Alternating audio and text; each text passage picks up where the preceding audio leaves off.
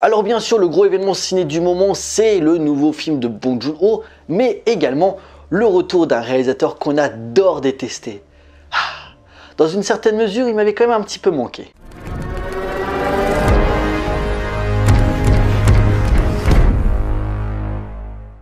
Bonjour à tous, il va être question de In the Lost Lands, réalisé par Paul W.S. Anderson.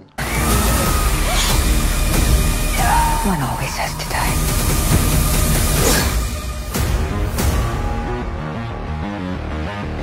L'histoire dans un monde en ruine, une reine pactise avec la puissante et redoutée sorcière Alice Grey, capable d'exaucer les vœux pour pouvoir obtenir la capacité de se métamorphoser en loup-garou. Avec l'aide du chasseur Boyce, Alice va devoir traverser les terres perdues tout en affrontant de terrifiantes créatures et d'autres menaces pour honorer sa part du contrat. En 1982, J.R.R. Martin, qui n'avait écrit encore aucune ligne de Game of Thrones, publie pour Amazon 2 une anthologie de science-fiction composée de 12 courtes histoires. In the Lost Lands, nouvelle post-apo très référencée mettant en avant les aventures de la sorcière Alice Grey, dont l'auteur voulait écrire d'autres histoires mais qui ne terminera jamais. Cependant, si l'adaptation ciné est un succès, il n'exclut pas d'y remettre le couvert pour de potentielles suites. Autant dire que vu les chiffres, c'est très mal parti. Un projet d'adaptation qui traîne dans les tiroirs depuis plus de 10 ans. En effet, à la base, le producteur allemand Constantin Werner avait acheté les droits avec également 2 autres nouvelles de J.R.R. Martin, avec à l'époque Milla Jovovich déjà dans le rôle principal de Alice Grey, et pour Boyce, c'était Justine Chatwin. Oui, Sangoku de Dragon Ball Evolution. Finalement, le projet traîne jusqu'en 2021 où Paul W.S. Anderson, connu pour avoir fait Mortal Kombat, Resident Evil ou encore Alien vs Predator, est confirmé à la réalisation, avec en parallèle certains changements de casting qui sont opérés. Bon, Milla Jovovich, c'est la femme du cinéaste, donc c'est normal qu'elle reste, mais Justin Chatwin est remplacé par l'ex-catcheur de la WWE, Dave Bautista. Évidemment, tout de suite, ça n'a pas la même gueule. Et voilà, le film sort en salle. Et est-ce que le réalisateur Devon Horizon a au moins réussi à nous pondre une bonne série B, fun et totalement décomplexée dont il a le secret, tout en faisant honneur à son matériau d'origine? Non, non, non, non, non, non, non, non, non, non, non, non.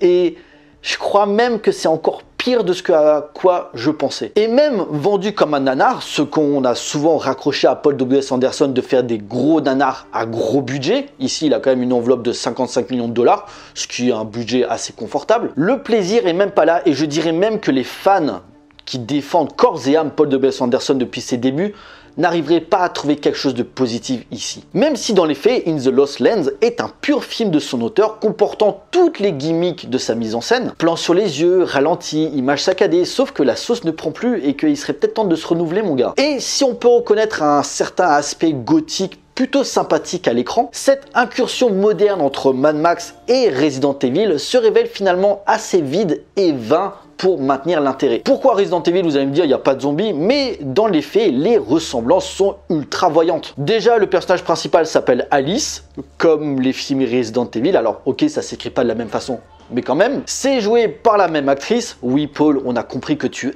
aimes filmer ta femme de façon ultra badass. L'église qui régit la dernière cité de survivants, dans sa mentalité totalitaire, c'est un peu Umbrella quand même. Avec cette reine et ses subalternes qui veulent contrôler la population. Sans oublier l'univers, à partir du 3e film Resident Evil Extinction, la saga avait pris un gros virage avec ce monde désertique déjà très inspiré de l'œuvre de George Miller. Jusqu'au dernier, le chapitre final, où t'avais pas que les zombies, t'avais tout le bestiaire des jeux vidéo. Ici, t'as un moment où ils affrontent des démons. Un monde poubelle ressemblant à toute la filmographie de Paul W.S. Anderson. Un best-of qui n'est plus présenté de manière un tant soit peu amusante. Pas aidé aussi par une réalisation totalement indigne pour une production de ce calibre en 2025. La photographie de McPherson qui collabore avec le cinéaste depuis plus de 15 ans est juste dégueulasse. Un parti pris artistique qui sert plus de cache-misère qu'autre chose. Cette imagerie blanchâtre de jour et bleutée de nuit, c'est ultra mal exploité et ça fait surtout mal aux yeux.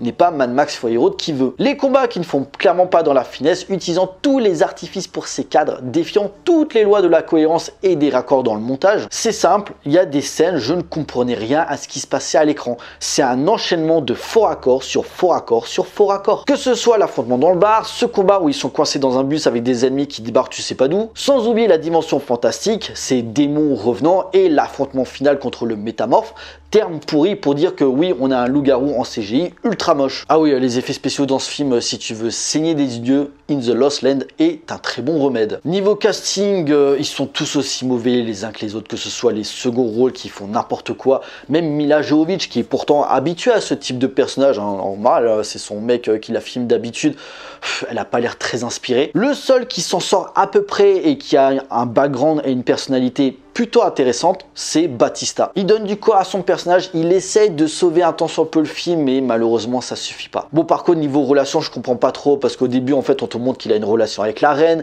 puis après il a une sorte de plan cul avec une amie de longue date, puis au fil de l'aventure il commence à avoir un intérêt pour Alice. C'est bordélique. À côté des retournements de situation que même ma grand-mère de 90 ans pourrait voir à des kilomètres, ces personnages sacrifiés purement gratuitement sans aucune raison, voire la répétition de certains plans, genre quand ils sont à cheval avec ce soleil en arrière-plan, voire des dialogues, genre Alice, je ne peux refuser aucun mot. Oui, on a compris au bout de la 10e fois. In the Lost Lands se veut comme une sorte de conte de fées pour adultes, assez fidèle à l'histoire de base, tout ça en 1h40, sauf que la narration est trop inégale, certains moments prennent beaucoup trop de temps, et d'autres sont expédiés vitesse grand V. Voire même les pouvoirs de Alice, il y a certains moments où ses capacités pourraient aider à les aider quand ils se font attaquer. En fait, t'as l'impression que même elle n'arrive pas à utiliser ses pouvoirs. Même elle comprend pas comment elle les utilise. C'est fait n'importe comment. Un coup, ils affrontent des démons, elle peut utiliser du feu. Alors ok, en fait, elle a surtout un pouvoir d'illusion,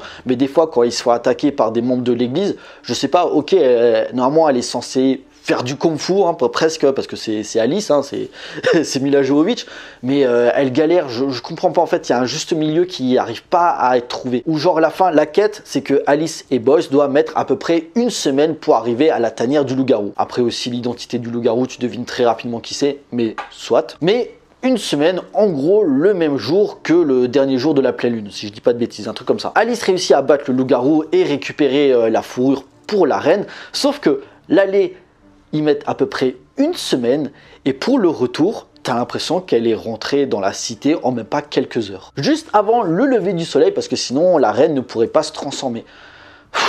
Un peu de cohérence s'il vous plaît. Juste un petit peu de cohérence, c'est trop demandé. In the Lost Lands est sans aucun doute un film blindé de trucage. Entre son étalonnage aux couleurs grisâtres et ses visuels qui sont pas tous laid mais qui accentuent l'artificialité de ces espaces comblant les lacunes du récit. Le réalisateur en fait des tonnes niveau spectacle, sauf que le résultat demeure d'un ennui poli. Dommage pour une histoire d'heroic fantasy avec ses allures fantastico-guerriers qui me parlent. Hein. Moi j'adore ce genre-là et je regrette de ne pas en voir plus sur grand écran. Mais pas ça. Chaque image, chaque plan, chaque musique assourdissante n'a pas une once d'originalité. Compilant, ou devrais-je dire, pillant tous les classiques du genre. Que ce soit la cité fortifiée, son train, ses bâtiments désinfectés ou encore ses terres jonchées de crânes.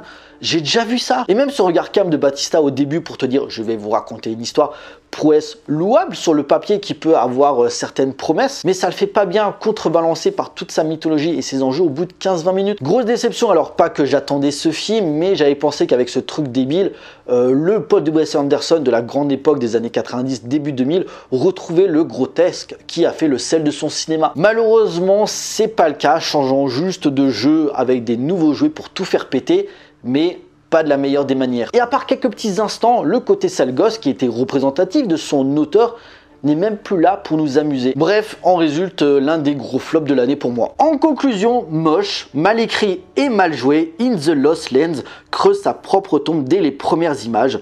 Paul W.S. Anderson faisant preuve d'un sentimentalisme qui n'a jamais marché dans sa filmographie. Même dans ce qu'il a fait de pire, ça pouvait nous faire marrer. Ici, le film ne peut contenter les fans de la première heure et resteront clairement sur leur faim. Reste un univers post-apo plutôt bien exploité par moments et des scènes d'action aux accents western, mais pour le reste, une mauvaise zèderie qui confirme que le cinéaste devrait revenir à ses fondamentaux. Le film d'aventure gore est totalement assumé, ne se prenant pas du tout au sérieux. Ça, c'est ce qui nous manque et c'est ce qu'on aimerait retrouver. Voilà, cette vidéo est à présent terminée. J'espère qu'elle vous a plu. On like, on partage comme d'habitude. N'hésitez pas à me laisser des commentaires pour me dire ce que vous avez pensé du film. J'ai hâte d'avoir vos avis. Pensez à me suivre sur les différents réseaux sociaux pour suivre l'actualité de la chaîne et surtout, abonnez-vous pour la soutenir. Pour nous, on se retrouve pour une prochaine vidéo. D'ici là, portez-vous bien. Allez voir des films. Ciao.